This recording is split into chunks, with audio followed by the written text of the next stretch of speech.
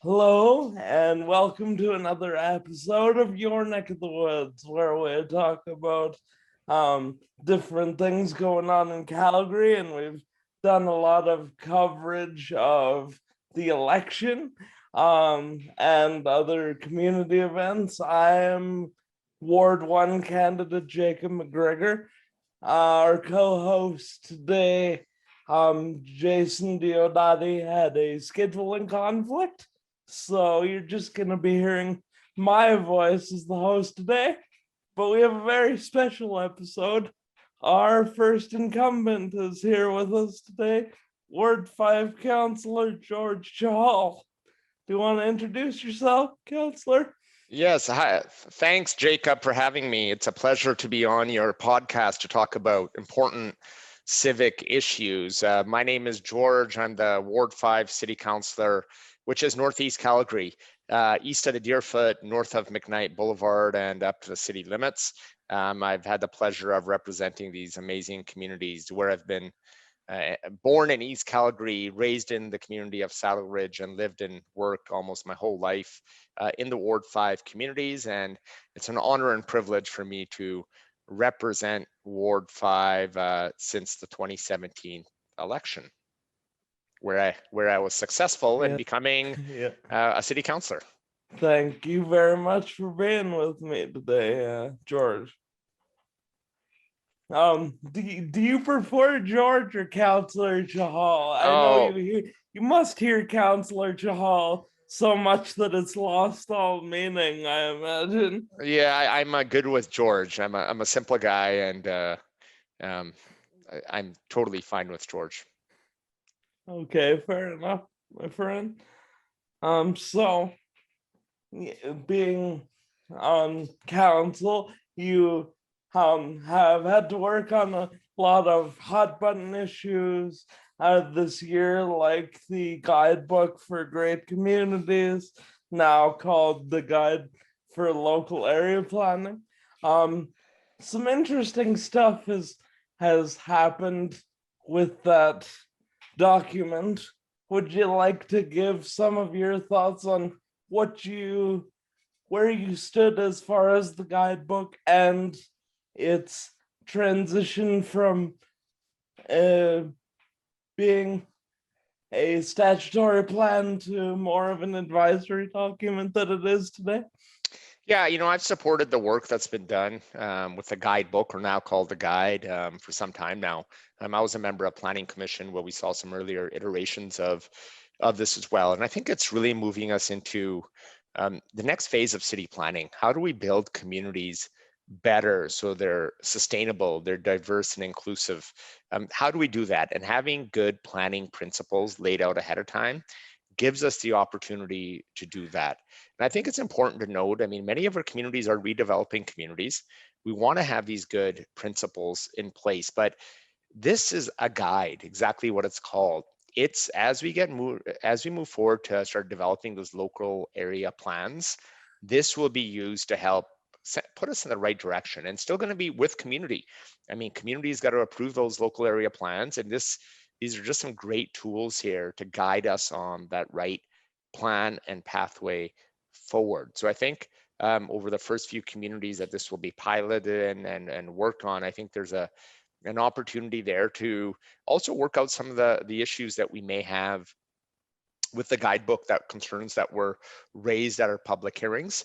But it's very important that we do this really good sort of planning, provide an opportunity for the private sector to be able to navigate our planning system and knowing with certainty what they can do and what they can't do, and also giving residents the certainty as well with their local area plans and what the future of their communities are going to look like. So were you disappointed with what ended up transpiring with the guide no longer being sort of the statutory plan and transitioning to more of an advisory administrative sort of document? Well, I think the intent is still the same. We're still going to use those principles and how we build and implement those plans. And I think that's the important thing. There's been so much discussion around an advisory plan or a statutory plan. we do want this plan to have the ability to have teeth, and that's why a statutory plan is important. But we have great planners at the City of Calgary that are going to implement these policies moving forward. And if it's all about implementation. If they're going to be rigorous in how the guide is implemented, I think the results will be the same at the end.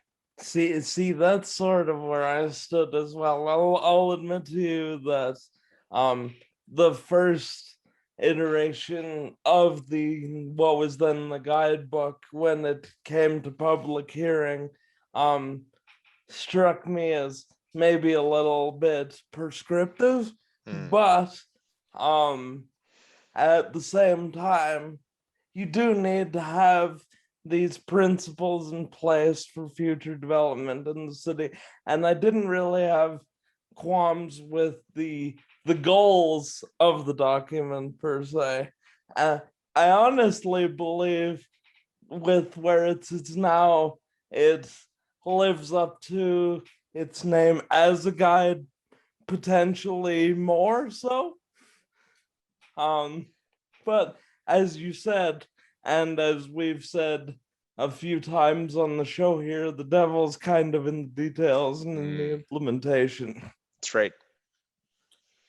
So you mentioned that there's been a lot of discussion and a lot of rhetoric, not just on this, but on some other issues, and a lot of people would perceive the level of discourse at city council right now as pretty fragmented and heated and kind of hostile. How do you think we can turn the temperature down on that kind of thing?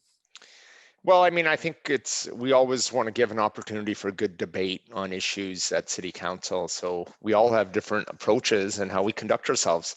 You know, I grew up loving sports, watching sports, playing sports, and the importance of team sports. And so for me, it's about knowing that there are differences. We're gonna have different paths to get to where we want to go. But how do we work together? How do we make decisions that are gonna make the lives of Calgarians better? And there's a time to have those debates and to get into some of those fights, I can say. But you know, it's okay to agree to disagree. I mean, that's a great part of our democracy. But there is some decorum that we need to make sure that we also have. Calgarians also view us as a trusted but elected body to make those right decisions. And we as a team, as a collective, have to make sure that we also are representing our city well. And we don't have a political party system, so we're all our own, I guess, little political parties. I mean, I run on my brand and who I am and the ideas I have. And they're going to align with different parts of the political spectrum. And with different councillors, depending on the issue. I think it's we're in a very good situation as a city to have this type of governance model and not having those political parties. I think if we had more political parties, you'd probably see more division, and unfortunately, we've seen that at the other orders of government. But for me, I'm all about working together with my council colleagues, and I've worked successfully on many projects with every member of City Council. So a couple of things you touched on there. It's interesting you made the team sports comparison, because a couple episodes ago I actually made that same comparison with a guest, because in my background I'm a wheelchair hockey and a wheelchair soccer player, and when you're in a team kind of environment like that, it doesn't do well to have somebody going and doing their own thing. You don't get a lot done that way. So I think that's an interesting way of looking at it.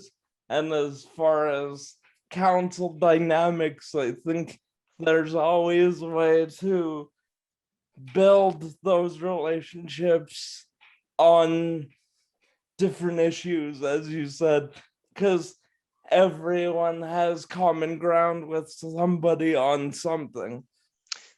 Yeah, totally. And that's so you're so right with that. That what we all come from different places, have different backgrounds and different experiences. So and we really want to have that dialogue and have those opportunities to have good, robust discussions. And sometimes that's going to mean disagreements. I mean, that's a healthy part of it, but it's also how we're able to make decisions and then move forward as well. And so I think we've had a council with lots of challenges. We've had new councillors. I mean, me being one of the four new councillors. We've been in a recession for a number of years in our city and had tremendous economic challenges. So it's everybody's coming from a different place, and I think for the right reasons. They want to serve their city. Yeah. They want our city to be a better place for everybody and have opportunity here moving forward. And so that's why you've seen some of these contentious debates on various issues, from the Olympics to maybe fluoride in our water and many other issues as well. Fluoride, the Green Line, the event center, all these. Excuse me.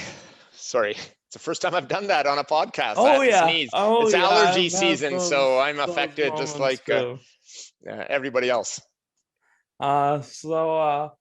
Another thing you touched on was the whole idea of council independence.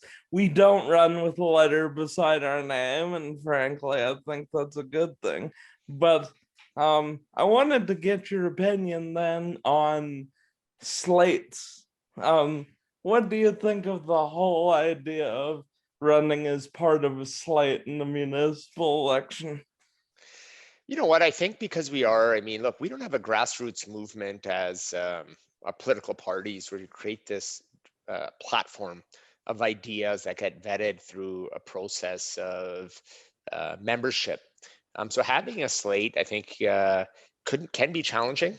I'd be reluctant to want to maybe align with a slate or be a part of a slate, and nobody's approached me, so maybe I'm not one of those popular folks that people want me to be on a slate. But I think it does pose some challenges when you have different diverse voices coming to be able to get behind a slate. And what's the vision of the slate? And I think with the PACs, the political action committees now, you're almost seeing potentially different organizations being able to raise money and fund candidates based on those political action committees' views on specific topics. So You're talking informally, about groups like Common Sense Calgary and Save Calgary and things like yeah. that. So there's Common Sense Calgary, maybe Save Calgary. I don't know if they're registered political action committees. You have Look Forward YYC, and you'll have many others as well. So there will be whether they're supporting candidates on slates or whether if they are just supporting ideas. I think you're starting to see a lot of third-party advertising get into the elections process. You know what? I love it's such a challenge to run on your own, to do it on your own, and to create these ideas and communicate them and market them in your community. And so I think it's been really cool for me to be able to do that in my second time running. I lost my first time in 2007 by 33 I didn't votes. actually know that. That's very interesting. Yeah, I was 33 years old, ran in Ward 3 and lost by 33 votes to Jim Stevenson at that time. So politics has changed significantly. The social media and traditional media and their roles, and then now the conversation about slates. And for me, I mean, if you look at my record on city council, I come from small business. I'm a former banker. I know what it's like on that side of the ledger. It's been tough and challenging for small businesses and many Calgarians over the last number of years with the downturn in the economy.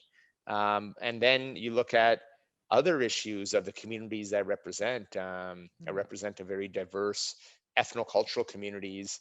The importance of city services, such as public transit and public infrastructure, is extremely important. So I've been on all different sides of the political spectrum in my decision making. I've been tough on budgets. I've also been on It's not just about cutting for the sake of cutting. It's about Oh, it finding, never is. yeah, If it's that's your about, entire goal, that's not the point. and you know what? We have to provide high quality services to Calgarians. So it's about where are we spending our money and where should we be spending more? And I think there's nothing better we can do is to invest in our people and into our communities. And we have to look at maybe certain areas where our governments and our municipalities been involved in, but look at other areas where we need to be more involved in as well moving forward. No, just that's a good segue into another question I wanted to ask. But real quick, I wanted to inject a bit of what you said about it being a different animal running on your own, because some of my background is as a volunteer with my local MP with the Conservative Party.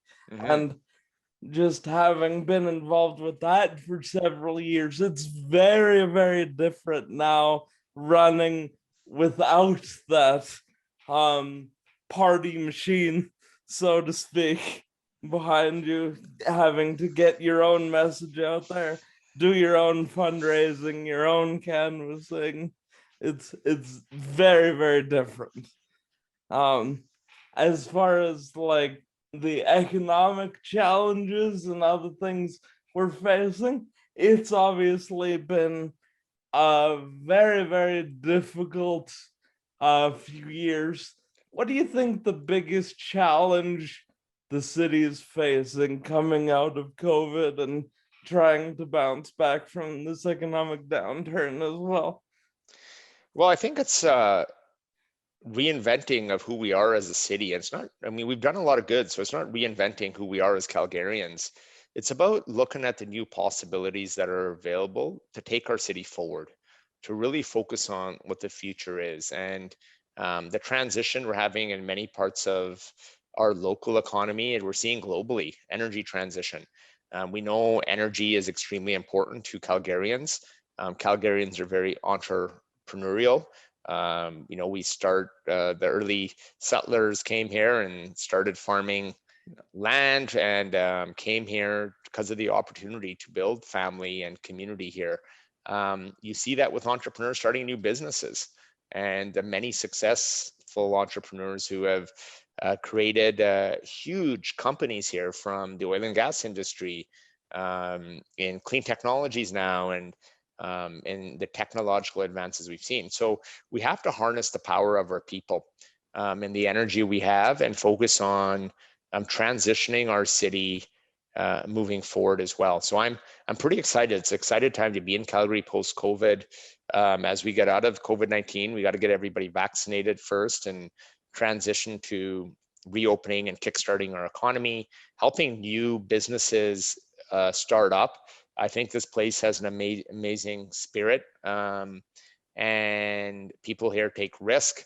We want to make sure that we have the right sort of regulatory framework to allow that to happen, and so people can take risk. We also have a great environment, and we have some of the best pathways from any city I've seen, from a pathway networking system. We have amazing outdoor recreation opportunities. Like, you can be in the mountains within 30 minutes. That's pretty amazing. Absolutely. So we do have a lot of great things to tell the world that we have as a city. And it's really about just focusing on coordinating that. But we have to get back to Calgarians having the confidence and the ability to be able to live in this city that's open and inclusive for everybody, and that there's a future here for our next generation. That they want to live in a city that has that cool vibe and some of those fun things to do, but also can provide for themselves, whether it's by running a business or working somewhere. So we have a lot of opportunity that we need to explore, and I've been really excited to work on many really important projects for the last 3.5 years to help put us in that right direction. For starters, I will say, as I've said before, everybody get your vaccinations, and let's get back to a place where we can start to bounce back from this year we've all lived through. The quicker we all get vaccinated, the faster that happens. As far as the future of our business environment. I see a lot of it coming from the tech sector and these emerging businesses and things like that. With that said, I don't necessarily see us filling all the office towers downtown, especially with the change in the way people have been working, the rise of sort of this remote work culture. So I think the idea in, let's say, the downtown strategy to do some office tower conversion to affordable housing might be a good one. Well, there's lots of opportunities available. We just need to allow it to happen. And we need strong partnerships with the provincial and federal government to do that. I just want to note on one thing, is that when I talk about the harness of people, it's a people here, but a people across the globe. Calgary is a very diverse city. I represent, 2/3 of my residents are from somewhere else. English and French is not their first language. Yeah. They bring global expertise. They open our doors to global opportunities and investments. We've seen, 500 jobs for a company from India that just had relocated here. Was planning to relocate. I know for a fact, because I was on that mission last year with Calgary Economic Development, that we would have more companies coming here. But there's two reasons why. Because we have a tax regime and it's a great place to live and to open a business, but we also have diversity in our community. I can tell you, somebody coming from India, India's over a population of over 1 billion people. For many people there, they ask me that, oh, you're Punjabi of Indian descent. What's the community like there? Can I go eat at an Indian restaurant? And I'm like, Calgary's amazing. Canada's amazing because, I feel like eating Indian food. I'm 5 minutes away to a great Indian restaurant. Authentic, great Indian food or Pakistani food. If I feel like Vietnamese today, I can go do that. I was just gonna mention pho. So, there's so many great pho places. Yeah. So, and that's every culture, every community, because they've brought their cultures, their cuisines to here to Calgary and to Canada. And we are so lucky to have all those opportunities of being a multicultural city and country, a very diverse city that many people feel comfortable when they first immigrate here because of those strong community connections they have, and it really helps them integrate easier into our communities, but also bring forward new ideas and opportunities. And I think that's one advantage we have that we have to harness and take advantage of, and give people an opportunity to invest here and to make Calgary their home. And we have all the great ambassadors sitting right here in our city. So I normally do this kind of thing near the end of our conversations, but since we're already talking about great things and people in the city, I'm interested to hear your opinion. What would you say is like a great thing in Ward 5, or some hidden gem possibly that people don't know as much about that they should? Oh, Ward 5 has got so many great hidden gems. We have Prairie Winds Park. I mean, it's one of the best parks in the city. Folks will say that, it's one of the best places to have a concert. We have Country Thunder that happens there every year. So much fun. And then we have many other great cultural events that happen at Prairie Winds as well. We have just so many phenomenal restaurants. I mean, in the Ward 5 Northeast Calgary communities, it's some of the best places to go out and eat authentic food. It's just so good. So I think there's, tremendous culture, tremendous community that's being built there. You can go to Prairie Winds Park and have a tandoor, and which is like an Indian tandoori oven at the park. You can do that. So it's a great place to gather, a great place to connect and meet folks, and also great so many great food establishment right in our I Northeast love Calgary where communities. this conversation went, because some people don't think of Calgary as this like great food city. But if you really take the time and try some different stuff and go to all different parts of the city, you can find some great food here. Even the food truck movement becoming a bigger and bigger thing, and we're having monthly food truck days up here in Ward 1 and Scenic Acres, and there's just so many ways to get delicious food in the city. Yeah, and that's the great entrepreneurs starting those small businesses in a food truck, and then many of them opening up those restaurants. And we've seen that right in Ward 5 in Northeast Calgary. And if you're ever in the Northeast, our shopping plazas, shopping centers are busy all the time.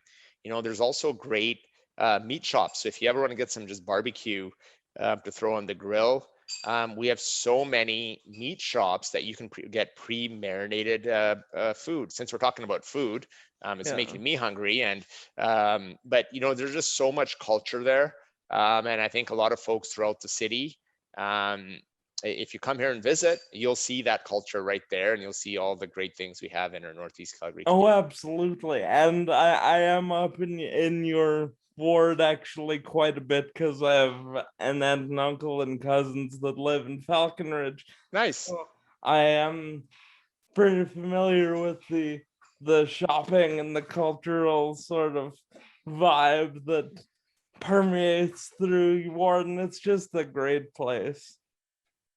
Yeah.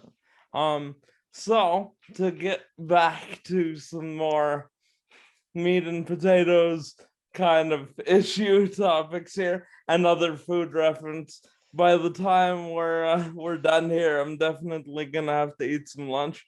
But there's been a lot of talk, and as we recorded this yesterday, there's news that the selection isn't going to have voter lists um, distributed to the candidates. What are your thoughts on that? Well, we need to have a fair playing field for everybody. It's unfortunate that some folks have used that, they're going to use these lists for inappropriate uses. And I think we also need to look at a vetting process as well, so the public has a better idea who our candidates are. But I think the big challenge with voters lists is that, I've never really used those voters lists. I've seen them, and that some candidates who have run previously may have them. And the intent is only to be used for the election and the campaign, but now others won't. So we have to have a fair playing field. And I know that data and information changes year after year after their census changes, and people move, but we just don't want to have a competitive advantage or a disadvantage from this. So it's unfortunate with what some of our city clerks and elections office, the decisions that they've made. But I think it is important that everybody has an opportunity to make sure they can run. It's a fair playing field, and to be the opportunity to compete publicly in the upcoming elections. Oh, for sure. I was just gonna mention I support this decision, because it's absolutely unacceptable that certain candidates were going to potentially use this information in less than savory ways.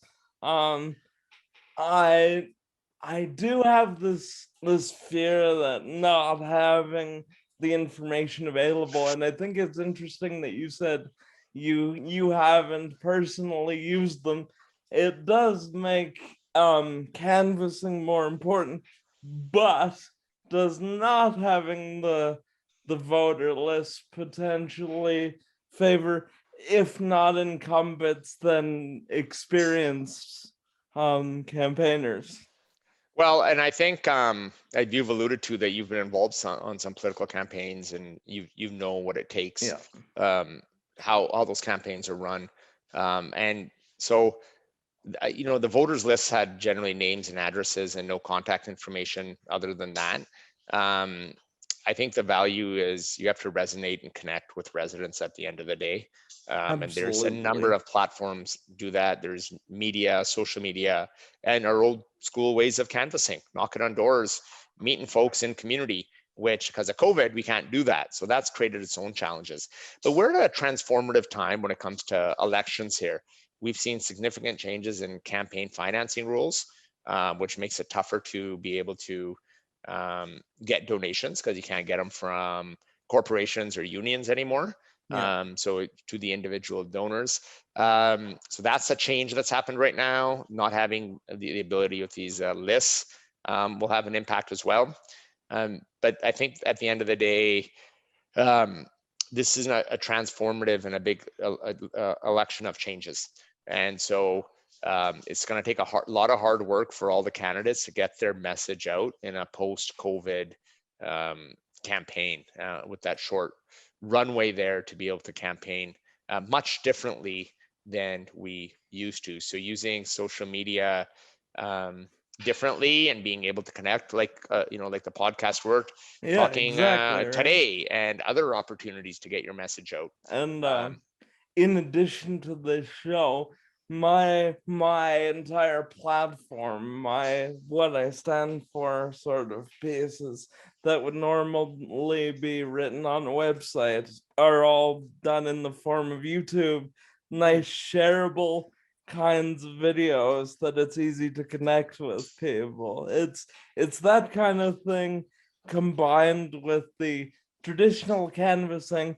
As long as you're connecting with people, you're doing it right. And that's why I think having these, not having this information potentially doesn't necessarily hurt as much as it would in the past, because there are these different ways of getting your message and getting yourself out there. Yeah, definitely. I think that's the new normal. Unfortunately, is COVID, and as we move throughout COVID here very quick, and hopefully things open up and everybody gets vaccinated. So I think it will be an interesting election, and how I'll see these campaigns are run. But I think you'll see they really ramp up as well over the next few months. Absolutely, I can tell you, I'm gonna be hitting up a lot of community events in the next couple of months and hopefully over the summer. And I can't wait to meet all of you out there as much as we can safely, because in addition to the whole idea of a campaign, we just have so many interesting people that live in Calgary. Yeah, totally. We do. And I think we have, as mentioned earlier, such a diverse group of people who have made Calgary their home. And we got to go out and connect and understand their issues and concerns and the challenges they're facing, and how to make our city better. So speaking of this community event sort of bent that we're on, um, before we went on the air here, you were talking about some community cleanups and some other kind of things, and part of the whole idea of your neck of the woods is to also get that community information out there. Mhm. So do you want to talk about some stuff that's going on in your neck of the woods, so to speak? Well, so first, COVID-19's been a priority for me to getting everybody vaccinated. And I did a big vaccination campaign as the vaccines were rolling in. We have millions of vaccines now. Everybody wants a vaccine. We know we'll have the ability to get one, and we're doing really, really well, being one of the top countries or emerging from Yeah. vaccination. So that's very encouraging, and great job on the federal government by giving us the vaccines, and then Alberta Health getting them then in our arms. But in my communities in the upper Northeast and East Calgary, um, it's not a vaccine hesitancy issue. It's an issue on breaking down those barriers so folks can get vaccinated, because there's people who work shift work and multiple jobs. They have a challenging because they live in extended families, and getting everybody together to get them to a vaccination appointment. And some of my northern Yeah. communities, public transit is there, but maybe not as good. And we don't have community rec centers and opportunities to get people vaccinated. So we have to break down those barriers for vaccinations, to looking at opportunities of mobile or pop-up clinics, and going into some of those communities where we've seen the numbers a bit lower and saying, do the drive-through, walk up to us, let's get you vaccinated. So giving you those different options kind of That's thing. right. And so when we have communities where communications are more challenging, like in my part of the city, because of many barriers that exist, we need to break down those barriers. And these doctors have been doing a great job who vaccinated the meat plants so quickly. They broke down those barriers, they got in, they vaccinated folks and told the importance of it, and others got vaccinated as well. So we need more of that, to do that. I do a community cleanup every year. This is our 4th year doing a Ward 5 Northeast community cleanup. This year we started early. I had so many people saying, hey, I want to help out, I want to volunteer, what can I do with my family, by physically distancing. So every week we've been cleaning up a Ward 5, Ward 10 community, Northeast Calgary community. So we've gone every community, we've had hundreds of volunteers coming out every single weekend, and we're making an impact. So our communities are getting cleaner, we're getting some fresh air, and that is leading up to our big June 19th community cleanup, which we do every year. It's our 4th year doing it. I've had a tremendous response from residents in Ward 5 and Ward 10, Northeast communities supporting this initiative. So we just want to make sure that everybody in our community, neighbors help neighbors. It's been a difficult year with COVID, but we all have to do our part. And sometimes your neighbor needs a hand to shovel their walk or cut their grass or pick up litter around their properties, clean up a neighborhood park or a roadway, or an area that you love to visit. And that's what we're encouraging. So it's been a tremendous practical steps to make the city better. It's interesting because I wanted to give back as well, and hopefully I'm able to make this an annual thing eventually. But what we tried to do, we had to pause it for now, and hopefully we can reschedule it later this summer when restrictions aren't so prevalent. But I wanted to go to each of the communities in my ward and do a food drive to help all the people that are insecure or food insecure because of both COVID and the economy. We had to cancel those dates. We were supposed to start earlier in May, but hopefully later this summer we can get back to that and do a lot of good to help our neighbors that are struggling out. And we've seen a tremendous support of organizations in East Calgary do that. And I, on a weekly basis, I'm out delivering food hampers and helping out many of these great community organizations to deliver food that they've gathered and, package it and getting it out to those in need. We also at the Whitehorn community supported a veterans food bank, and we filled a bunch of canoes with scouts with food and raised money supporting that great cause. So there's so much you can do in your community. It's about finding an initiative that you can get behind, and food security is so important, that we need to help people during these difficult times, and because everybody has a time in their life where they need a helping hand.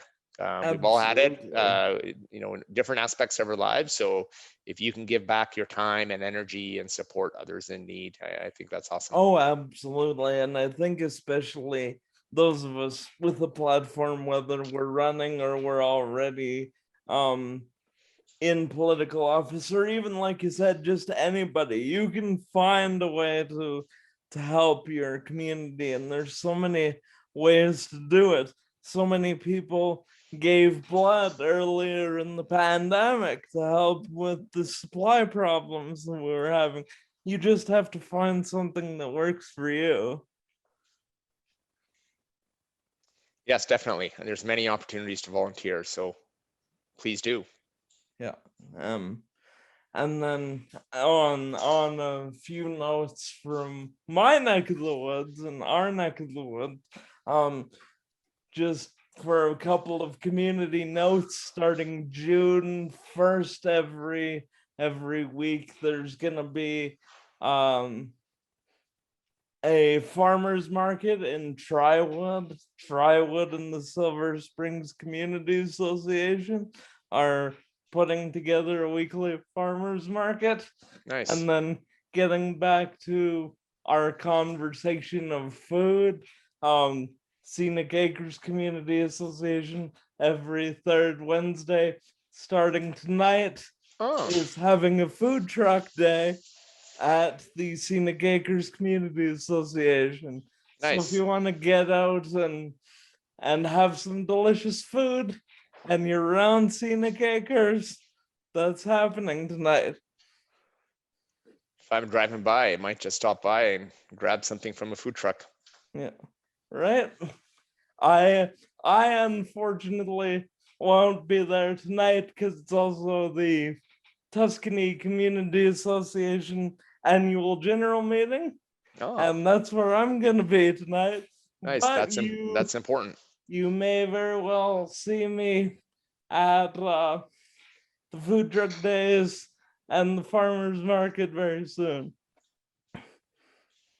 But yeah, it's interesting on the topic of the Tuscany AGM and just forums like this, how important Zoom has become in the whole virtual meeting format.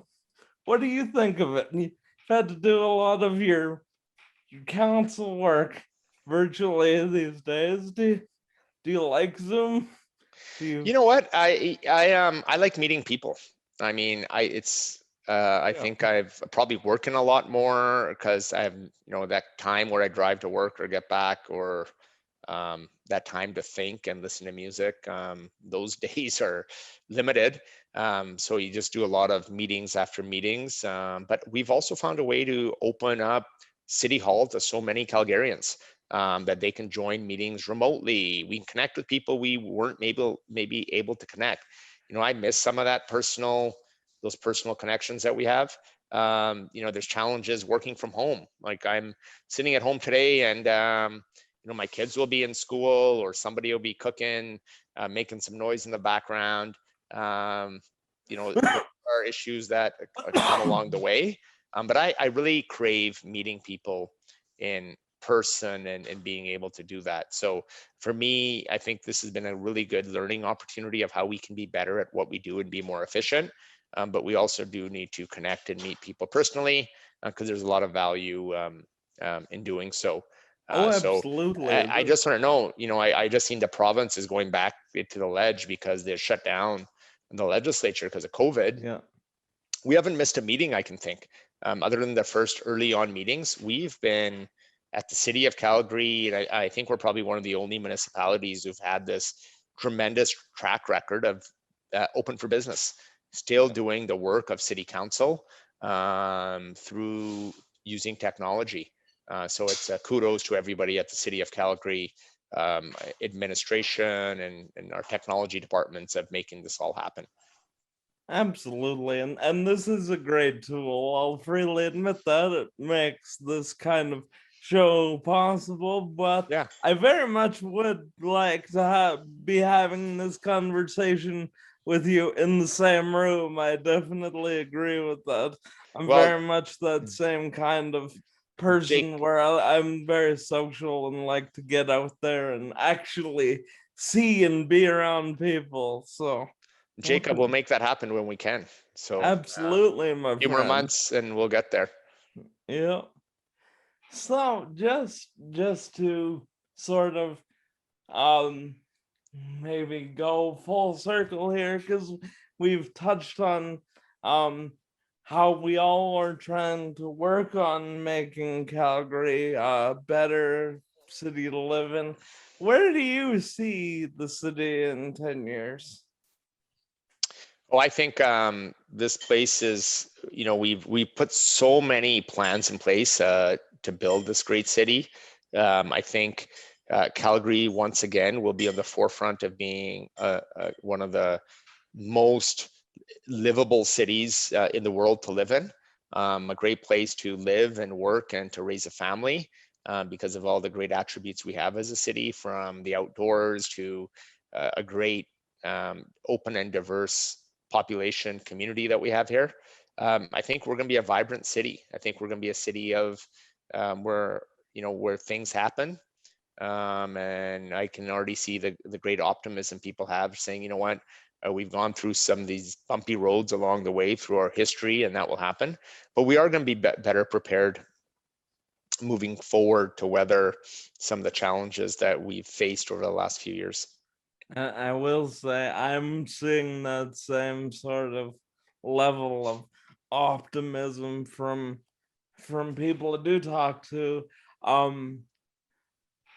People have different ideas of what exactly forward looks like, but I think that's something we have to sort of regrasp, is that nobody's getting into these conversations with malicious intent. Everybody's trying to move the city forward, and I do see us being a vibrant world-class city that's hosting global events and attracting talent, and I very, very much want to be a part of that. Yeah, and but I think post-COVID, there's so much opportunity there for us. We will come out strong and stronger as a community as well. We've learned a lot of where we are vulnerable, where opportunities do lie. So I think as we emerge out of this, we have to look at the lessons learned throughout COVID and work on making sure that the challenges we face that we can deal with moving forward. But I think I'm a very optimistic individual. I believe that better days are ahead, and there's opportunity there for us here. There's going to be some challenges along the way, but we have a great community spirit. We have great community leaders who have always given their time and efforts in building this great city. But it's important that we as a city need to work with our provincial and federal counterparts to make sure that we are aligned on getting things done here, and put politics aside and do what's right to build a better city. Well, one of the big examples of that, I imagine you're driving at, is with the provincial and federal commitments to the Green Line. Do you see that getting built or greenlit, if you will, fairly quickly? Well, you know what? I'm a supporter of public transit. I think it's really important for all Calgarians to have good access to public transit. We've missed an opportunity with all these delays, and we may see some costs issues as well now because of the delays. But federal government's been standing with us, and the project's fully funded from them. The province had some concerns that they're working through, and hopefully they can get over their concerns so we can build this huge city building project. And it's been vetted. We've done about 10 years of work on it. We've looked at everything we need to move forward to build a better city. And just real quickly, since we're talking about these larger capital projects real fast, do you see the same sort of movement happening with, say, the event center downtown? Yeah, I mean, we've seen some recent discussions on that, on cost concerns on that project as well. And, there's a lot of work being done, and so hopefully we'll get an update fairly soon. I'm the chair of the Fieldhouse, Foothills Athletic Park Redevelopment and Assessment Committee, looking at a new fieldhouse to shape the inner city and the Northwest communities. So I think that's an exciting project that's not funded yet. We're not going to move forward until we have federal government or provincial government support or an alternative vehicle to fund, and making sure all the partnerships are in place and we dot our I's and cross our T's, and making sure that we're moving forward on the right time on that project. So we have a number of projects here that are city shaping, city building projects, and opportunities available to keep building our city and provide these important infrastructure projects that are important to Calgarians. Absolutely. When you hear this argument from some that capital projects really only benefit the people directly around them. I think that's a very short-sighted view of some of these, especially things like the event center. When you tie it with, let's say, the downtown strategy, it's just another way to attract people, events, business to that downtown area, right? Yeah, and I think we just, we have to be mindful of economic challenges, that some items are out of our control, and COVID obviously has been that, the one big one over the last year and a bit. But we have to do what's right for building a city for the future, a city for that people want to come to, and a city where they want to live. But we are also spending public dollars for public benefit. And I think that's Absolutely, really that, absolutely. and you have to be able to stand up and say what the benefit to the public is, and be very transparent with that as well. Thank you for bringing up that word transparent, because we've had a lot of conversations on here about in-camera sessions and how potentially they can leave the door open for information gaps to be filled in with, say, the worst case scenario. And there's an opinion among some, and I'll let you in, that sometimes it feels like we maybe go into closed session a bit more than is necessary. I understand it's to protect personal information or negotiations a lot of the time, but it feels like a lot.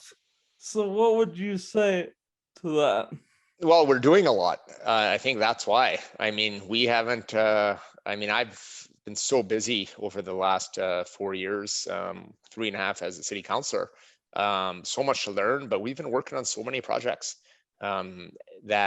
that's why we're doing that. I mean, we started off early on with the Olympics conversation, and then these 4 mega projects that we're looking at. So, it's important that when we talk about capital or labor related issues, that we have to do that behind closed doors. Fair enough, sir. Because it could hurt us as a city. I'm not sharing my personal banking and my personal finances with my family out in the public eye, because of maybe I want to try to get a better deal from a bank on where I can get a lower bank account fees, or a better mortgage rate, or I want to negotiate on buying a better vehicle. So it's the same thing, but I just that we have to make decisions when we're talking millions and $1 million that are at risk. That's money, that's Calgarians' money, that's taxpayer money that's at risk, that we are careful on letting that information out, because of the impact on negotiations that are taking place when it comes to land sales. That's a fair point. Are there ways then, do you think, that council can be more transparent? Because a lot of people seem to feel that they're being a little bit left out in the cold with. Well, I think overall, I think we are quite transparent, where our meetings are pretty much wide open. We tell you why we go into camera and what the topics are. And in some cases, when we've got a brief, we come back and make it public, because we've realized that, our lawyers are very cautious. They want to protect legally the city of Calgary and its taxpayers, and all the residents here, that we want to make sure that we're taking the precautions. And if we feel that those precautions that we have taken aren't warranted, that we can go public, we go public with it. No, I definitely appreciate your perspective, George, because we've heard a lot of different opinions on ways to do that, but I do appreciate that the city tries to be as transparent as it can be. So with that said, there's gonna be a lot of change this year with the election regardless, because several councillors aren't running. I personally hope to be another new face on council, knock on wood, we'll see what happens. But because there is gonna be so much change regardless, I was wondering if you had any advice for the new faces that we are going to see that maybe you wish you would have been told when you first started out? Well, I've been fortunate. When I got elected, I sat next to Councillor Peter DeMong, who took me under his wing and showed me some of the tricks of the trade along the way. I think it's about having an open mind, building relationships, and leaning on people if you don't know. It's all right if you don't know, because we don't know everything. And working at the city here in this role, on behalf of Calgarians, it's an honor and privilege, but there's lots to learn. So be ready to learn. They say it's like drinking from the fire hose. It is. Lots to learn, lots to do, but then it starts coming together. So I think at the end of the day, it's about building good relationships with your council colleagues and understanding where they come from and who they are.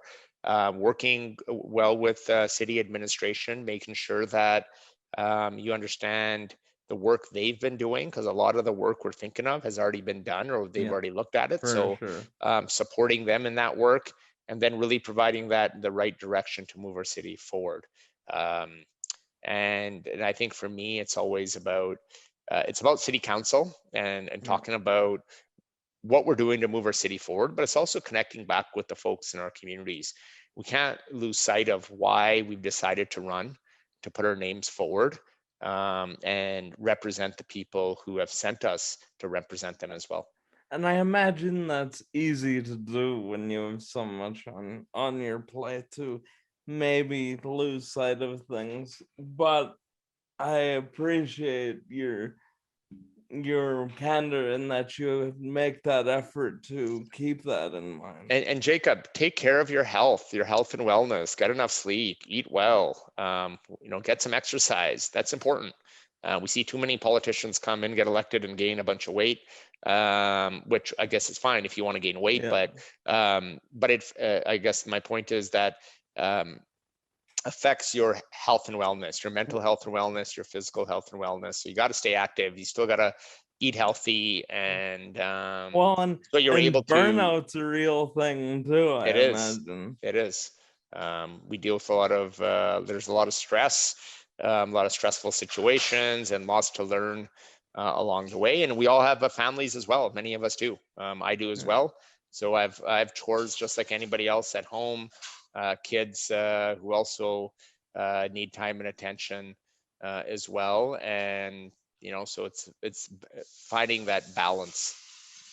I imagine that you mentioned you were lucky enough to learn from a more experienced councillor and Councillor DeMong.